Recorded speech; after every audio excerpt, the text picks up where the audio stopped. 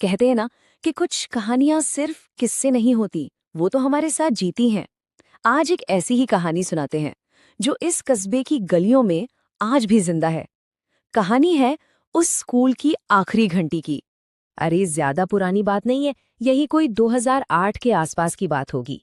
दिल्ली की वो जो चकाचौंध है ना, उससे जरा सा हटकर है अपना ये छोटा सा कस्बा। कहने को तो बहुत कुछ बदल गया है इन सालों में, पर वो एक रात, वो वाकया आज भी लोगों के जहन में एकदम ताजा है। हाँ, वो सरकारी स्कूल दिन भर तो बच्चों की खिलखिलाहट से गूंजता रहता था, लेकिन जैसे ही शाम होती एक अजीब सा सन्नाटा पसर जाता था वहां। बड़े बुजुर्ग तो हमेशा से कहते थे कि उस जगह पर कुछ ठीक नहीं है, खासकर सर्दियों की उन धुंध वाली रातों में। मुझे याद है, एक नया चौकीदार आया था नौकरी पर। रामलाल नाम था उसका। बेचारा शहर का था, इन भूत प्रेत की बातों पर यकीन कहाँ करता था। सबसे कहता फिरता था, अरे ये सब मन का वहम है और कुछ नहीं। पर होनी को कौन टाल सकता है भला। उसका ये यकीन ज्यादा दिन नहीं टिक पाया। अभी तो उसे आए हुए कुछ हफ्ते ही हुए थे और फिर वो सिलसिला शुरू हो गया जिसने उसे चैन से सोने नहीं दिया। एक ऐसी अजीब घटना जो हर रात बिल्कुल ठीक एक ही समय पर होती थी। हर एक रात जैसे ही घड़ी की सुई एक खास जगह पहुंचती, वो आवाज आती। एक ऐसी आवाज जिसका उस वीरान खाली पड़े स्कूल में दूर दूर तक कोई काम नहीं था। और वो वक्त था शाम के ठीक 7:15 बजे। जी हाँ, ठीक 7:15 बजे स्कूल की वो लोहे की भारी भरकम घंटी अपने आप बजने लगती थी। पहले तो रामलाल ने ध्यान नहीं दिया, सोचा हवा से बज रही होगी। पर ऐसी भी क्या हवा जो रोज एक ही वक्त पर चले। आंधी हो तूफान हो, वो घंटी तो बजती ही थी। तो भाई, एक रात उसने हिम्मत बांधी, घड़ी पर नजरें गड़ाए बैठा रहा। जैसे ही 7:15 हुए, टन टन, वही आवाज। वो डरा पर दौड़ा उस कमरे की तरफ। दरवाजा खोला तो अंदर कोई नहीं था, एकदम खाली।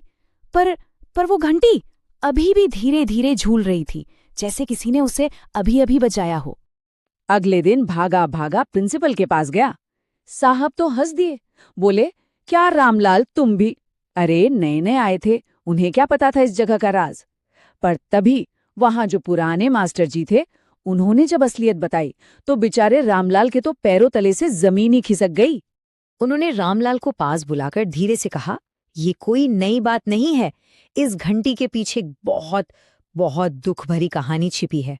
उन्होंने बताया कि बरसों पहले एक छोटा सा बच्चा स्कूल के बाद गलती से एक क्लास में बंद रह गया। सोचिए जरा, पूरी रात वो नन्ही सी जान अकेले उस अंधेरे में मदद के लिए रोता चिल्लाता रहा होगा। और फिर अपनी बची खुची हिम्मत से ठीक 7:15 बजे उसने घंटी बजाने की कोशिश की कि शायद शायद कोई सुन ले। लेकिन जब सुबह दरवाजा खुला, तब तक सब खत्म हो चुका था। अब ये सब सुन के तो रामलाल की हालत खराब हो गई। उसने फौरन तय कर लिया कि बस अब एक पल भी नहीं रुकना यहाँ। पर पता नहीं क्या सूझी उसे, उसने तय किया कि वो अपनी आखिरी रात उस डर से भागेगा नहीं, सामना करेगा। हाँ, उस रात उसने ठान लिया था, चाहे जो हो जाए वो भागेगा नहीं। आज वो अपनी आंखों से देखेगा कि आखिर इस घंटी के पीछे कौन है। और फिर घड़ी की सुइयां फिर वहीं आ पहुंची। 7:15 घंटी बजी, टन टन। पर इस बार रामलाल भागा नहीं। वो धीरे धीरे कदम दर कदम उस कमरे की ओर बढ़ा, दरवाजा खोला और अंदर अंदर जो था। खैर, असली सवाल तो यही है कि उस रात रामलाल ने घंटी वाले कमरे में आखिर देखा क्या। अंदर इस बार घंटी नहीं झूल रही थी, कमरा खामोश था और एक कोने में एक छोटा सा बच्चा खड़ा था। बस खड़ा था, चुपचाप, और रामलाल को ही देख रहा था। काफी देर खामोशी रही। फिर उस बच्चे ने बहुत ही मासूमियत से कहा, भैया मुझे घर जाना है, घंटी बजा दो ना। अब उस रात उस बंद कमरे में और क्या हुआ, ये राज तो रामलाल के साथ ही चला गया।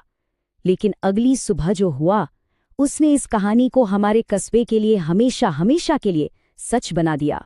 सुबह जब स्कूल खुला तो लोगों ने रामलाल को उसी कमरे में पाया, बेजान। उसका हाथ घंटी की रस्सी पर मजबूती से जकड़ा हुआ था और पास की दीवार पर टंगी घड़ी रुकी हुई थी, ठीक 7:15 पर। बस वो दिन था और आज का दिन है। उस स्कूल में फिर कभी कोई रात का चौकीदार नहीं टिका। जगह खाली रहती है रात में, एकदम सुनसान, जैसे आज भी किसी का इंतजार कर रही हो।